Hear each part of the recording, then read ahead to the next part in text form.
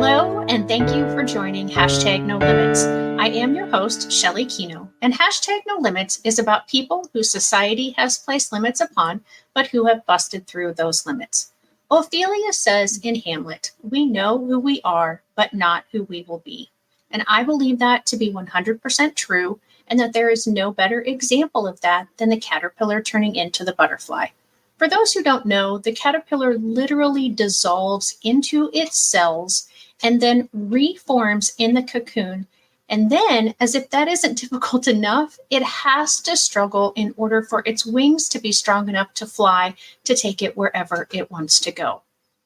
Now, my guest today is I'm very interested in her story because she was diagnosed with inattentive ADHD, which is not a diagnosis that most people hear about. And so I am excited for her to tell us her story and to really get into what her life was like and is like now with the diagnosis. So then, Cynthia, oh my gosh, I'm tongue-tied today. Thank you for joining me. How are you doing today? I'm doing well. Thank you. Good. Awesome. So tell us a little bit about yourself, more than what I just said. Yeah, well, what struck me as you were talking was about changing from a caterpillar into a butterfly. And when I got diagnosed, what the doctor said to me is, "I envy you. You get to have a whole new life." And I certainly didn't feel that way as I was getting diagnosed with ADHD. And I didn't know, I knew some about it because my son had been diagnosed. But what I didn't know too, I've seen the caterpillar switch into the butterfly, and it might happen in less than 30 days. But actually, for someone with ADHD to learn to create a new life for themselves, I think I've read, and my experience was it can take 3 to 5 years. It's a process. It's not an overnight magical thing. But when I learned, I was 49 years old, and at the time it was my son's pediatrician that diagnosed me. I thought I was the only adult in the US that knew they had ADHD. So it was a very lonely experience. And then I found a book. It was the first book ever written about adults with ADHD. And in the back, they mentioned a woman in Bellingham. And she told me about the first conference that was being held for adults with ADHD. I went to that in Ann Arbor, Michigan, and Dr. Hallowell was there, Terry Matlin was there, Sari Solden was there. They had been known about their ADHD maybe for no more than 3 years. So it was just the very beginning of adults starting to know they had ADHD. And when I came back from that conference, I decided to start a support group for people with ADHD. Adults. It didn't work out too well trying to have a group of mixed people. Some of them were successful in their lives and wanted to know how to do better. Some of them were on medical coupons because their ADHD and maybe co-occurring conditions enabled them to be labeled needing SSI. So the range is really different. And we always hear that about people with ADHD, that if you know one, you know one. There's so much range. And I started the support group. And I guess I went on from there. I ran that support group. It became a nonprofit, and we ran it for 15 years called ADD Resources. And during that time, we had national conferences. They were all located in Seattle, but through that process, we had Dr. Dodson come, Dr. Hallowell came several times, Dr. Daniel Lehman, Kathleen Nadeau. So I got to know all these people, and it's surprising how many of them are still active in the field. And when I talk to them, they're so passionate, they say they're going to die doing this. And I guess I qualify for that too. So it's a love and it's a commitment.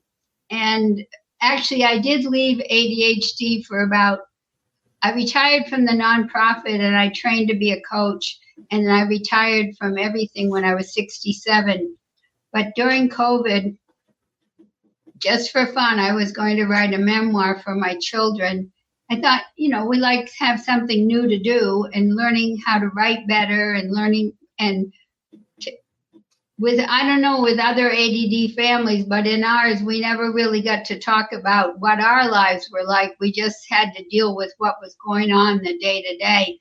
So I wrote the memoir for my children, but then it evolved. So it became a book about my life with inattentive ADHD. I hired a professional to help me.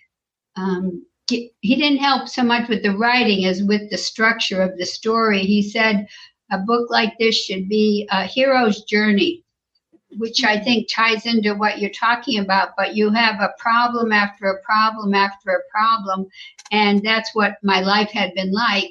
And then, you come out of your chrysalis and you're wonderful. So that's what my book is about. It's called Living with Inattentive ADHD, and it's a memoir, but also a self-help book, because I explain how I improved myself before there were coaches, before there was a lot of knowledge about ADHD. And I think the things that helped me would still help other people. Yeah, absolutely. And so one of the things that I like to try to do when I have authors on is to offer the audience, an opportunity to win a copy of the book. And so I'm glad you just mentioned your book today. So for those of you who are watching, the way that you can be entered in to win this book is to subscribe to the YouTube channel, share this episode either on YouTube or on Facebook, because you can watch it in both places, and then comment on this thread, either again on YouTube or Facebook. And you have 48 hours to do that, because I know not everybody who watches can watch it live. So I like to give the people watching in the replay an opportunity as well. And for this one, you probably are going to have a little bit more than 48 hours, because I'm actually going to be at a conference for the rest of this week. So I may not get a chance to check everything before Saturday or Sunday. But I really appreciate your book and the fact that you share your journey, because your journey was so incredibly unique. I mean, you're talking about 25 years ago that you were diagnosed as an adult, and the special ed law in the school systems was only about 20 or 25 years old at the time. And so what was your life like going through school? Because if I'm doing the math right, you were at the end of your schooling when the law came into play. Is that about right? Well, I don't know. I graduated from high school in 1961, and I graduated from college in 1965. Okay, then I did the math wrong. What year was the ADA? Is that what you're talking about? Well, I was talking about IDEA. So that was in 1975. Okay. But also, I wasn't well educated, and with my son that did have inattentive ADHD, we sent him to a private school, and someone was asking about, did we get accommodations for him? And it was like the question blew me away, because I said I never even thought to ask the school about that. I never shared his diagnosis with anyone. And I'm sure he's 48 years old now. So I'm sure he would have, been in that era where I could have accessed that law. But I hope parents today are better educated than I was at the time, because I wasn't ashamed of it, but I just didn't think there was help available beyond what we were trying to do at home. Right. And sometimes, even though someone has a diagnosis, the people tend to figure things out on their own and figure out the ways that they learn best, and the ways that, so they make their own accommodations, and, they manage it a little bit differently, even without having to get an IEP. If he's just turning 40, did you say he was just turning 48, or he just did? Yes. Yeah. Then because I'm a little bit older than that, but the law has been in play most of my life of being in school. So, But again, Well, the other day we interviewed a parent, and her child was diagnosed in the second grade, and he's now in college. And she said when her son got diagnosed, she stopped working full time, and her son became her project. So I don't like to hear that it took so much time, but I think it is helpful for parents not to have a lot of children when they have a child that has ADHD or co-occurring conditions. But she made a special effort to talk with each teacher or write something out for each teacher about how their child performed best in the classroom. And what she found is that teacher communicating with the parent was really helpful, and that maybe just relying on the IEP to do the whole thing is not helps. Parents need to be more involved in that, and, Right. and we know so much happens through having relationships and getting to know each other, and not making a combative relationship, but we're working together to help our child. Exactly. And that is exactly what I do as a master IEP coach. Is I try to help everyone at the table be collaborative with one another so that we can help this child reach their fullest potential. And Yes. So thanks for letting me talk about what I do besides doing this. And yeah, it is unfortunate that many, many times parents don't reach out to me, or school districts don't reach out to me until it's an adversarial relationship with a family. And it is so important I teach teachers about listening to parents, because parents are going to do the research. They are going to, they know what the child was like before a teacher came into play, and they'll be with that child after that teacher is gone. And so they know the learning strategies. They know different techniques. And I think it's a two-way street of respect, respect both ways. Was something I wanted to say, and now I forgot what it was. But I'm sorry. No, that's the way it goes. It might come back. It might come back to you. So yeah, I was a special education teacher full time before I became an IEP coach, and so I always had a great deal of respect for the parents that I worked with. And my book, which normally sits right over my shoulder, but is not there right now for some reason, and that's what my book is about, is the stories of families who are living that life every day. I don't live that life every day. I'm just blessed to be part of it. And so I was very honored to be able to share 9 different stories, of a family like yours, that, how you approach things, how you think about things, how you get around and do things, in some instances is different than mine, but that doesn't make it wrong or bad or less. It's just different. Well, and I think for my husband and I, was with a different child, but we were really struggling. And my husband's a physician and I'm a trained social worker. And so, you get into this mindset as we can do it ourselves. We know what we need to do, but we did call in an outside person, and it really helped the situation. So sometimes that outside opinion is what you need to move forward. Yeah, absolutely. So as I said in the beginning, the inattentive ADHD, I feel like there's very little known about that specifically. And I don't even honestly know what the statistics are of people diagnosed with the inattentive ADHD. Would you happen to know those? Yeah, I know that. Well, there are 18 symptoms for ADHD, and that's called the combined type if you have a mixture of all 18. And I've talked to some women who do have all 18. And so starting out, people can have a different number of symptoms of ADHD. But if your primary symptoms are in the inattentive category instead of in the hyperactive impulsive category, then I think you'd consider yourself inattentive.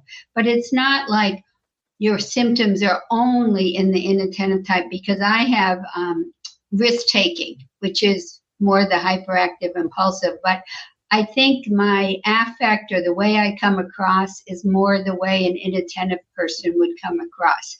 If you have met someone who's really high energy, who is physically restless in their body, you would more think that they had the combined type of ADHD. So I interviewed women that had the combined type. For some of them, if I asked one question, they could have talked the whole hour, and they would have finished the interview like that was just a part of their day. But if I had attempted something like that, it would have wiped me out. So there's a difference in the energy level. There's a difference, I think, in the volume of ideas flowing through their mind, because one thing makes them think of another thing and thinks of another thing very quickly and with a lot of volume. I can think of things, but I think it's more like at the 33 RPM and they're at the 78 RPM. That's the only way I can really characterize it, because the combined type has a lot of the same symptoms: making mistakes, not following instructions, disliking mental effort, easily distracted from tasks, not listening. A lot of the symptoms that they're the same, they have them, but we don't have some of what they have. And so when I asked someone in the field, I said, which is worse, inattentive or combined type? They said combined type because they had more symptoms. But I think inattentive type is almost as harmful because it's been going undiagnosed. When people say, oh, my image of ADHD was the hyperactive little white boy. Now it's the hyperactive little boy, because we hear that black boys are sometimes there's a fear they're getting overdiagnosed. I can't talk to that. But that image, I think, is actually who does get diagnosed. And it's harmful. For me, yesterday, I just was starting to get angry. When I got diagnosed, it was called ADHD, if you didn't have the physical hyperactivity. So there were two names for it: ADHD for those of us that didn't have the physical hyperactivity, and the ADHD with the H in it for the people that had the physical hyperactivity. But then they decided, oh, those people without the physical hyperactivity, they have hyperactive brains, so let's call everyone ADHD. So those of us that don't have physical hyperactivity, we're still called ADHD. Mm-hmm. And I think it feeds into the myth that you need that physical hyperactivity. Who goes around thinking you have a hyperactivity brain? You say you have a hyperactivity body.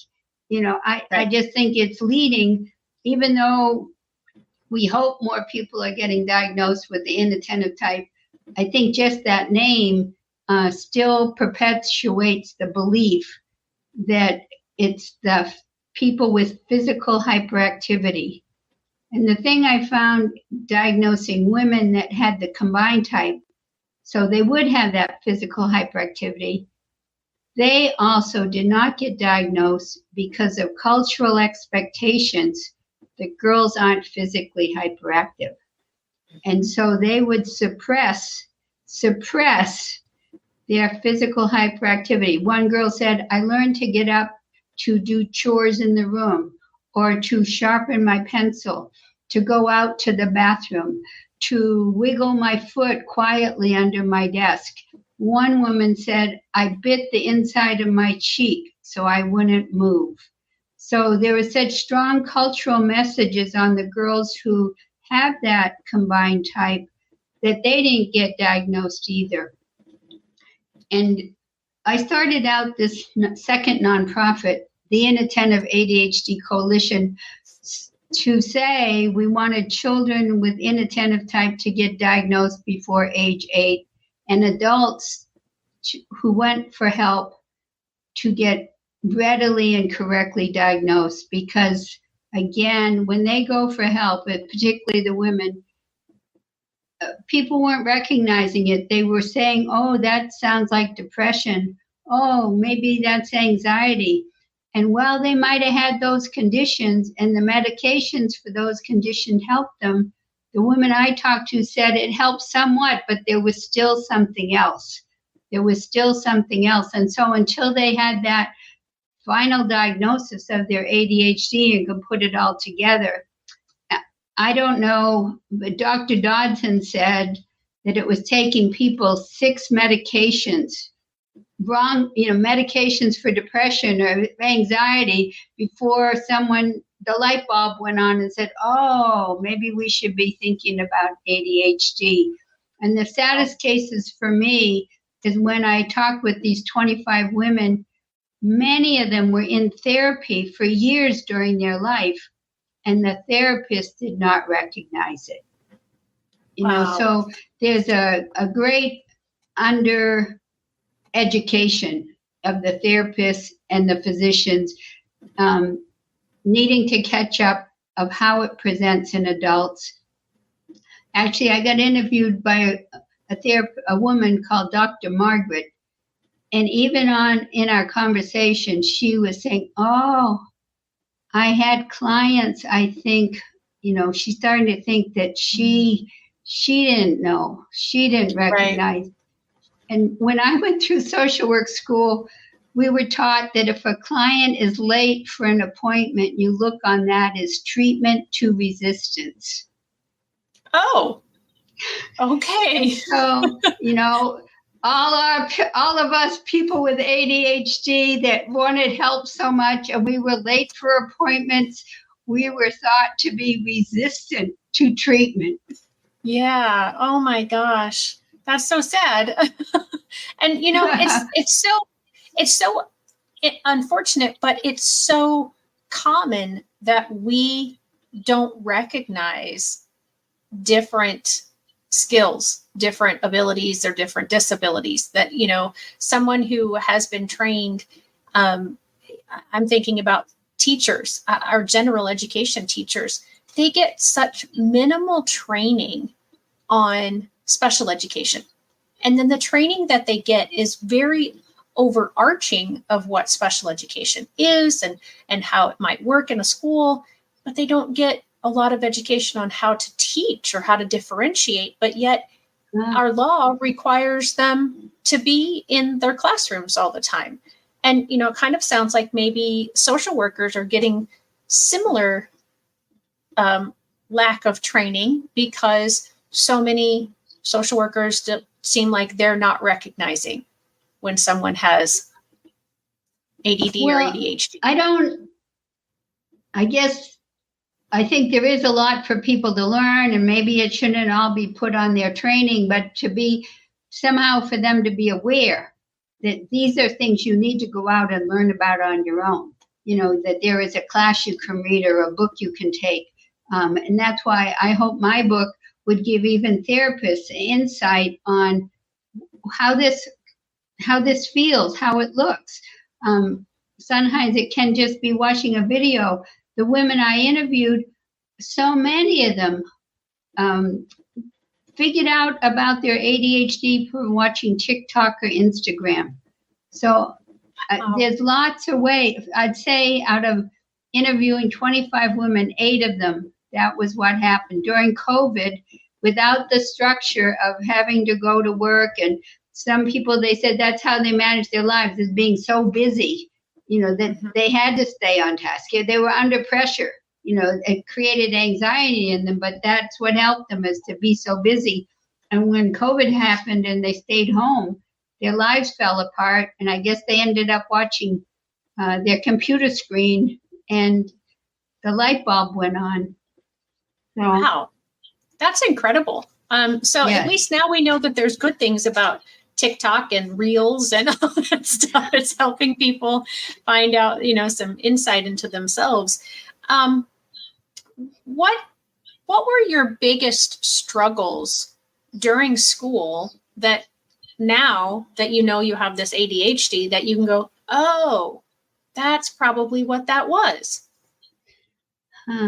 Well, I don't use this as an excuse, but I have a terrible memory for what happened in my childhood. And even I write, going back to a high school reunion is very stressful because people will come up to me and remember me and I don't remember them, or they'll tell me things that we did together and I don't recognize it. But one thing I remember is in high school, a neighbor would walk by. We walked to school together. It was like a mile away. She would walk by and I never was ready when she came. I knew when she was coming. I never was ready. It was always 5 minutes more, whatever, that was a big issue. The other thing, I don't know if I just say it for myself, but sometimes I think we think we're better than we were. Well, anyway, I was a high school cheerleader and we voted for who was going to be the captain of the cheerleaders. I thought I would be the one selected, and I didn't get a single vote. And so, yeah, I think, I don't know. I don't know if this is we talk about we have low self-esteem, but on the other hand, I think sometimes we have false high self-esteem, that we don't perceive ourselves the way other people are perceiving ourselves. It's that variability, because sometimes we could be we can, over respond to someone looking at us the wrong way or saying the wrong thing to us. But I just think we're a mixture of extremes in a way. There's a woman in Australia, she talks about the spikiness. And I think that really applies to us, that we're really good at some things and not good at other things, and we can't figure it out. And Dr. Hallowell said that leads to the anxiety, because you don't know when you can count on yourself. You don't know what the conditions are that make you perform well. So when I interviewed for college, I don't know, my score was like 460 or something the first year when I took junior SATs.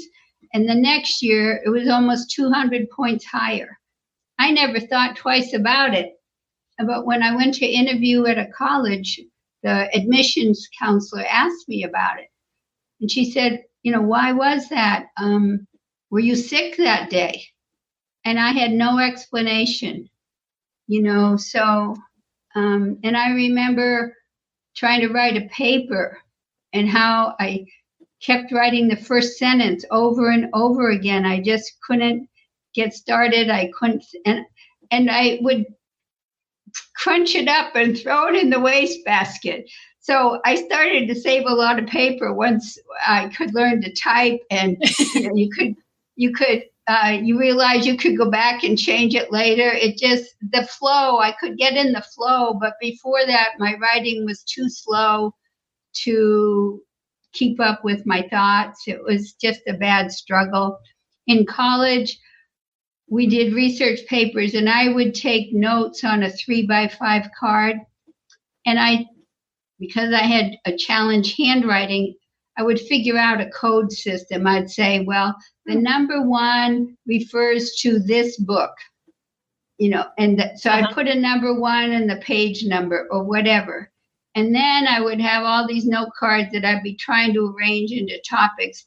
And somehow I would lose my concept of what number went with what book. So by the time I was writing the paper with the footnotes, it was all made up. I wasn't sure I was accurate on anything because my system, I forgot what it was. So I remember those struggles more than something when I was a much younger child. Right. And I just wonder, I mean, when I hear the word inattentive, to me, that just speaks to that you have a problem staying focused and that you don't catch a lot of the things that are going on. And so I just wonder if it's not necessarily a memory issue that you don't remember those things as much as you just didn't catch them when they were happening, when you were going through school and going through high school. Am I understanding the inattentive diagnosis correctly? I don't know that everyone with ADHD has a poor memory, but I do. Mm-hmm. Even now, if I read something on the screen and I need to use it when I go to the other screen because it's telling me how to change something, I have to print it out, because just going that far, I've lost confidence that I've remembered it correctly, or that the words got in. So I rely on looking at things, reading things, instead of relying on my memory. And I wondered at some point when I read this article about how people remember, that I wasn't willing to do those things. To take flashcards and look at them over and over again. It was sounded so boring and tedious. So I think sometimes the skills to develop a better memory, I didn't want to do. So I wonder if I could have had a better memory, but beyond being built not to have a good memory, I made it worse by telling myself I don't have a good memory and not bothering to do those things. Or even where they say create a mnemonic or create a picture of all the things you need to remember. It just seemed, that in itself seemed like a complicated step to do. Right.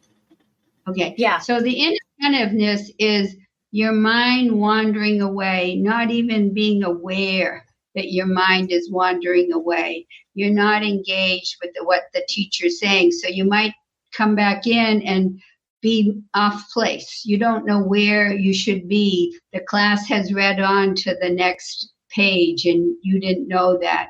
You might be bothering your neighbor to ask them, what are we supposed to do now? What did she say? You've been visiting Hawaii in your mind, or you've been noticing something out the window. Then you don't listen to the instructions, so you might not complete the paperwork. You might not do the second side.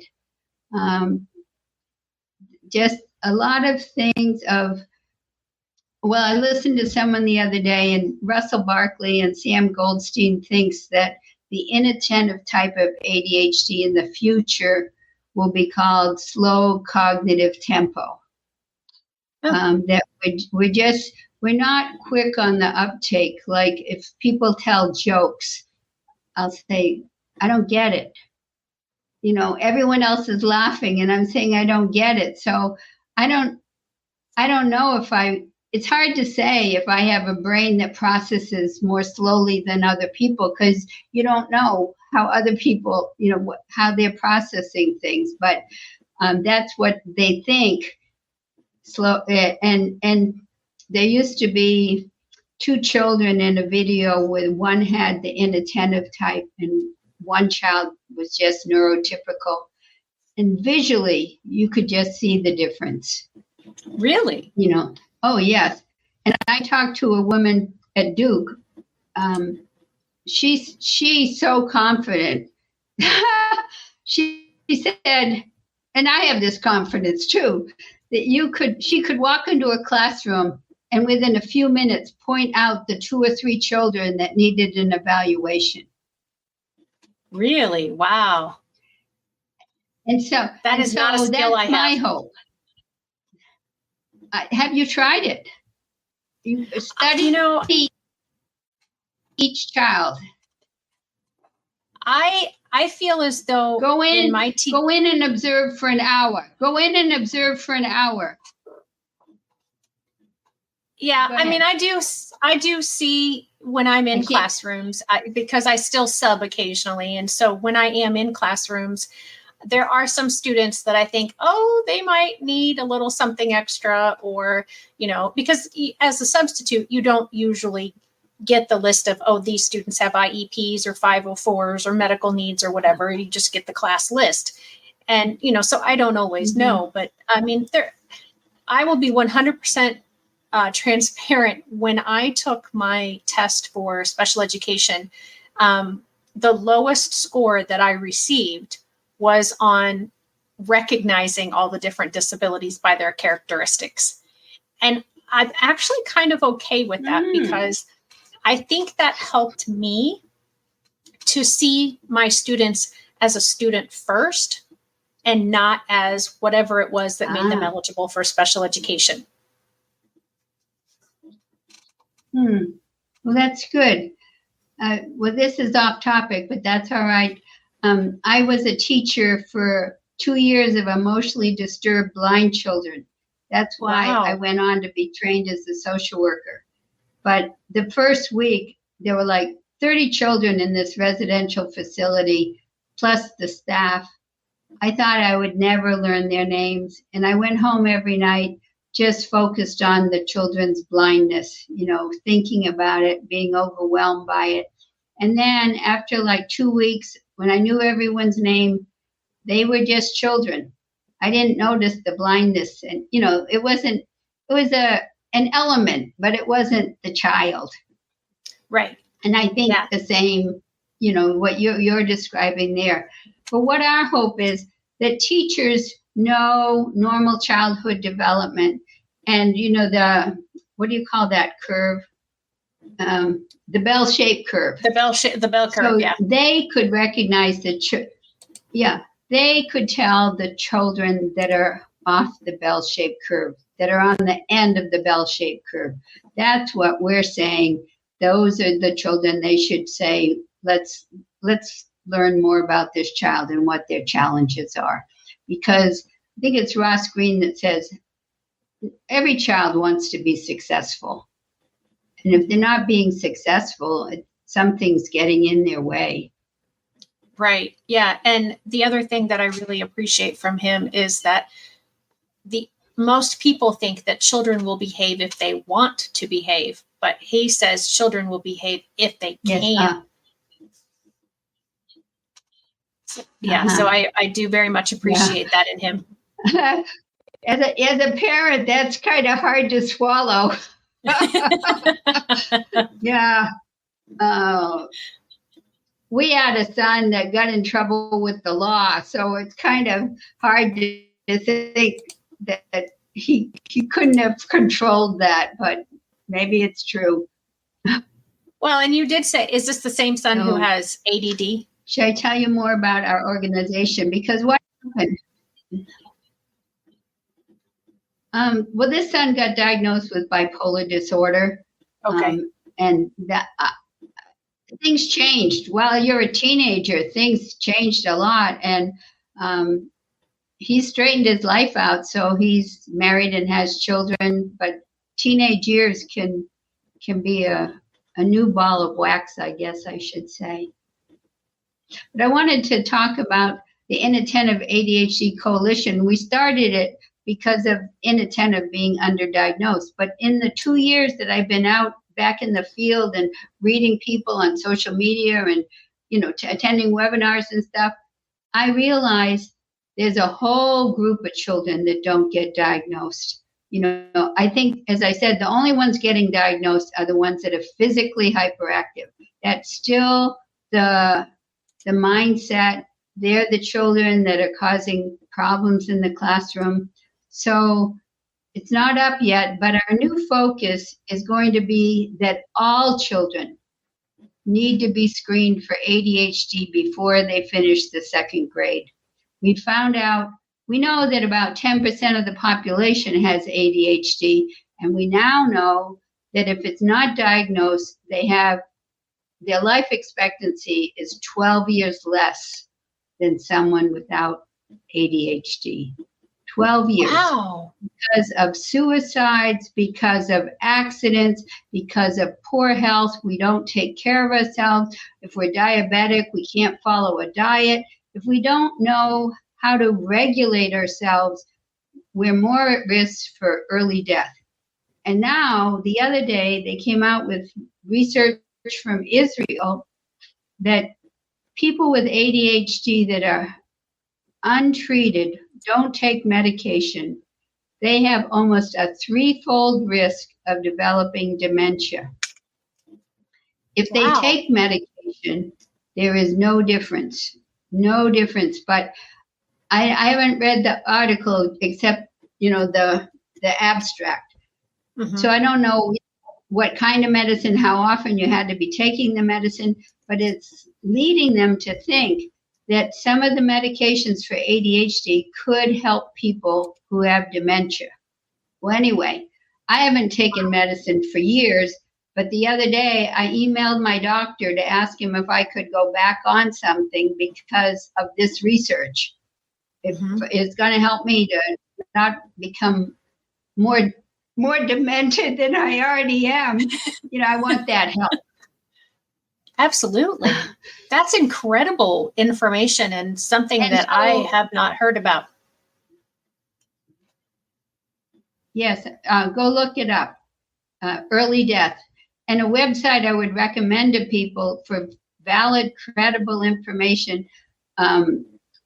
was screened or evaluated by people all over the world, is ADHDevidence.org. And a lot of it's amazing in the studies like Israel and Sweden and Denmark, they have national health registries. So when they do research, they can draw on 100,000 people to say, we've looked at, their life and they have this diagnosis and they whatever. It's very, very clear. But the other thing our organization is stressing is that when a child is diagnosed with ADHD, screening should be recommended to the parents, because we now know that there's a 50% likelihood that one or both parents of a child with ADD also has ADHD. And when I look back on my parenting before I knew about my ADHD, and even afterwards, because I was so focused on myself, and I didn't, well, anyway, that's going off a different track. We had gone to see a therapist because we were having struggles with our children, 2 children, and he recommended behavior modification. So I created a beautiful program, points for this, no points for that, treats. So I was doing the program with my 2 children. It was going really well. And one morning I woke up and forgot about it. And so when I went back to the therapist, he said, well, how's the behavior modification going? I had no idea what he was talking about. I said, oh, it was going well. I don't know why I stopped. So these are the kind of challenges a parent can have if they have their undiagnosed ADHD. Plus, I think the emotional regulation, it's harder to keep yourself calm. It's harder to not blurt out something that maybe you shouldn't say. It's so a lot of there's a need for children with ADHD to have parents that know about their ADHD. And so those 2 things, we want all children to be screened so we can find it early, and we want parents to get screened when their child has ADHD. Yeah, that's incredible. And so one of the things I know that your research you talked about earlier is you talked to 25 different women. I don't do research. Yes. Oh, okay. So you were talking to 25 different women. What is there a difference? What am I trying to say? Are women or girls underdiagnosed? And based on what I'm seeing on your website, I think I know the answer to this. Oh, yes, they are. What happens now is over the years, it started out like 3 to 9 times more boys were diagnosed for every girl. And the boys were getting diagnosed by age 7. The girls were getting diagnosed maybe when they were 12 years old. Already, a lot of damage has happened to their self-esteem. But they were saying it was and then it got down to 3 to 1, 3 boys to 1 girl. Well, now with the adults and all these women figuring out they have inattentive ADHD from watching TikTok or, whatever they learn, the ratio in adults is 1 to 1. So we don't know what the ratio is in children, but we know historically there's been a bias towards diagnosing the boys. And we know that girls, whether they have combined type or inattentive type, have been underdiagnosed. But there are also boys that have the inattentive type, and they've gone undiagnosed too. Yeah, and I have a feeling that as I mentioned, I'm surprised you didn't know all this. I'm happy you're learning this. Yeah, me too. And I love, this is the kind of stuff that I love to learn about. The knowledge. Yeah, absolutely. So, and the other thing to know is if you have ADHD, your likelihood of having a co-occurring condition is higher. Right. The OCD, the bipolar, the Tourette's, the autism, even asthma, sleep disorders. So for me, yeah. So I tell people I was lucky. I didn't develop depression. I didn't develop anxiety from going undiagnosed. And so I think my story is helpful in the sense because if those things exist, people often jump to say, oh, that's the reason. Oh, that's the reason. Oh, you had a impoverished childhood, or you were raised by a single parent, or, all these other reasons they could give it. But I had a what do you call, I don't know what word to use, but I had a 2-parent family. My dad earned a good income. My mother stayed home. I had structure. I had all the right things, but I still had problems. And so it's harder to say, oh, these other things caused the problems, because you could rule those out. The problems I had were because of undiagnosed ADHD. Right, exactly. And I didn't know the exact number ratio, but I did think that girls were underdiagnosed. But I just think in general, the inattentive part of ADHD or ADD is underdiagnosed. And it was something that I had heard as a special education major. But again, I don't feel like our general education teachers get that same sort of training. And so they get students in their classroom and they hear that the student has ADD or ADHD, and they assume a certain characteristic or set of characteristics, and then they treat the students as such. And that's not necessarily what the student needs or it is appropriate. And what you just said a second ago about the comorbidity of different other disabilities that, a lot of times in a setting, and, because I'm a teacher and that's my background, that, that's where I always think about, and that's the setting where kids are the most away from their home, is that we want to just say, oh, okay, this is all an autistic under the autism umbrella. So all these characteristics that you're showing. So we're going to treat this with the approach from autism. But really, if they had an approach from ADHD or executive functioning deficits, then what they were doing with the student would likely be different, and the student would probably be more successful. No.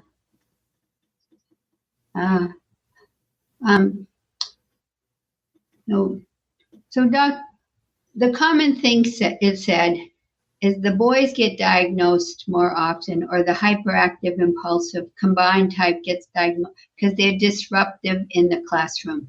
Right. Now, I hate to hear that, because what I like to believe and why we work to educate is if you don't know what to look for, you don't see it.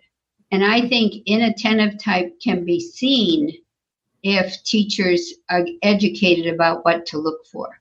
When we interview the women, we always are, even adults who got diagnosed late in life, we ask them, could someone have recognized it earlier?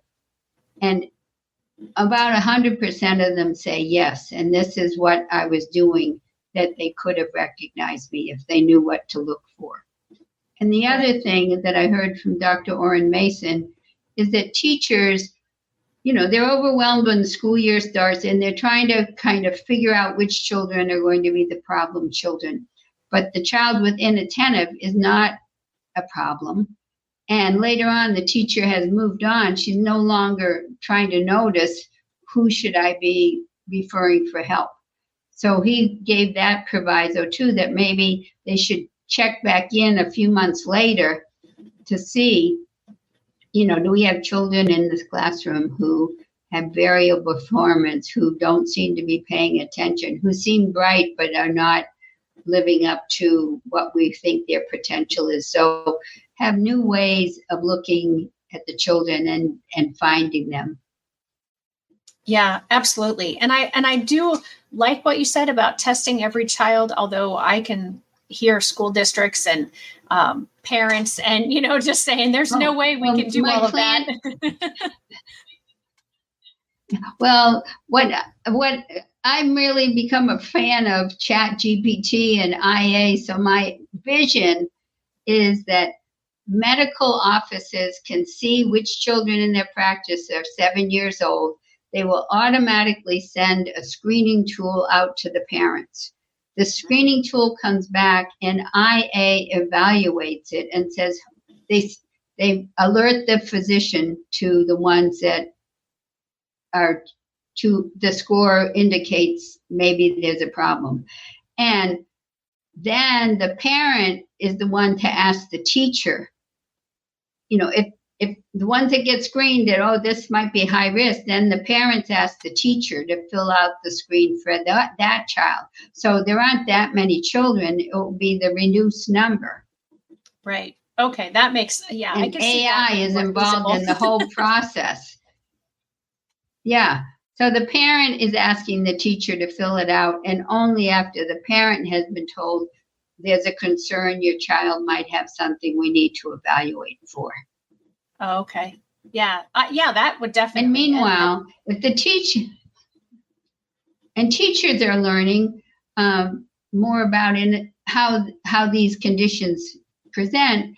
And the other thing that happens, and this is happening more in the UK and the Australia, I think, is the neurodiversity movement and the focus on creating inclusive classrooms and inclusive workplaces.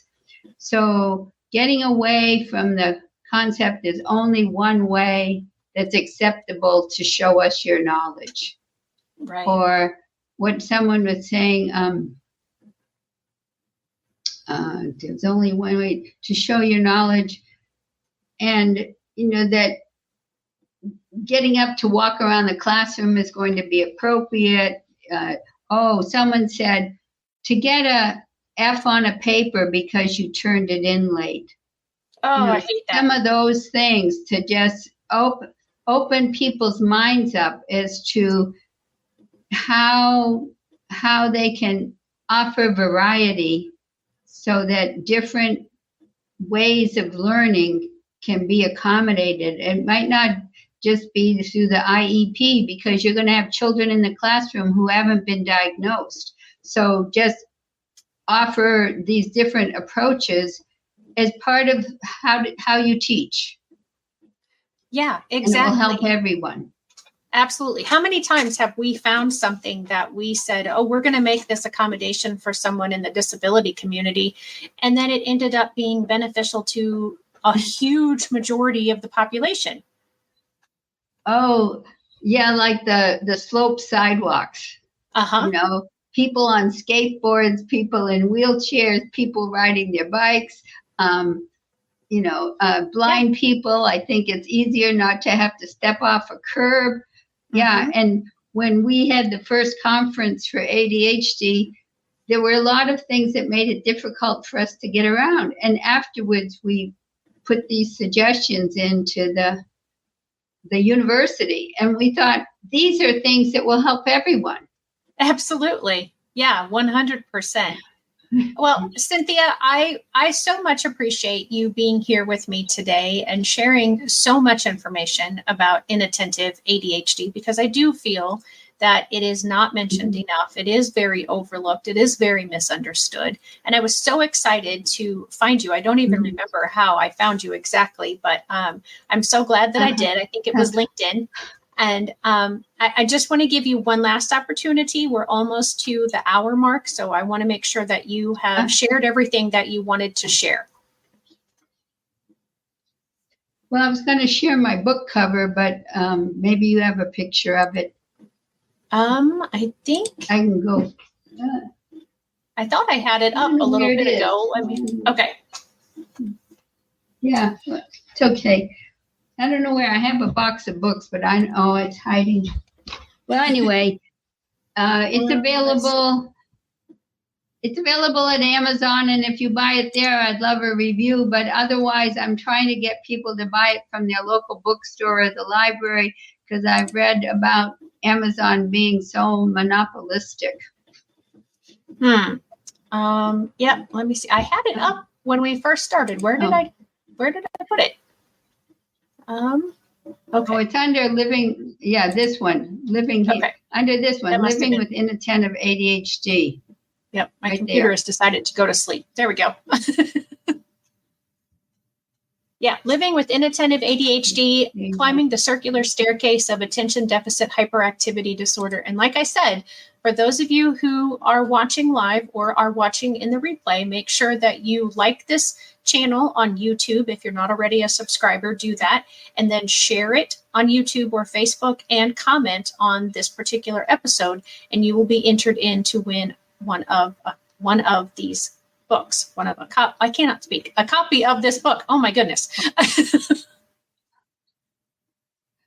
So the one thing I wanted to say is, even if you don't have the inattentive type of ADHD, what my book does is if family members read it, because even when my sister read it, she said, I never realized this about what your issue, and she had grandchildren with it. So I think if you have trouble explaining your condition to your family, this book might help with that. Yeah, absolutely. And that is some of what my book does as well. It gives that insight because for some reason, people are more willing to share when it's going to be on paper than if they're doing it face to face. Well, I think some of that's just people are shy about public speaking. Yeah, probably. And nobody likes to talk about the things that they struggle with. We don't want to talk about and bring other people down or have other people feel sorry for us when it's just our life and it is what it is. So again, Cynthia, thank you so much for being here today and for joining me. I very much appreciated our conversation. I look forward to following you continually and seeing what other wonderful things you are up to. For everyone else, please join me next week, same time, same place. I will be having Sam Young from the Young Scholars Academy on with me, and we will be talking about all the great things that are happening at the Young Scholars Academy. Thanks, everyone. Have a great week. Bye-bye. Okay, bye.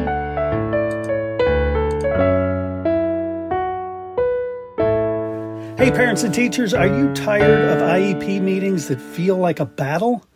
Let's put an end to the tension and create a collaborative, calm, and respectful environment together.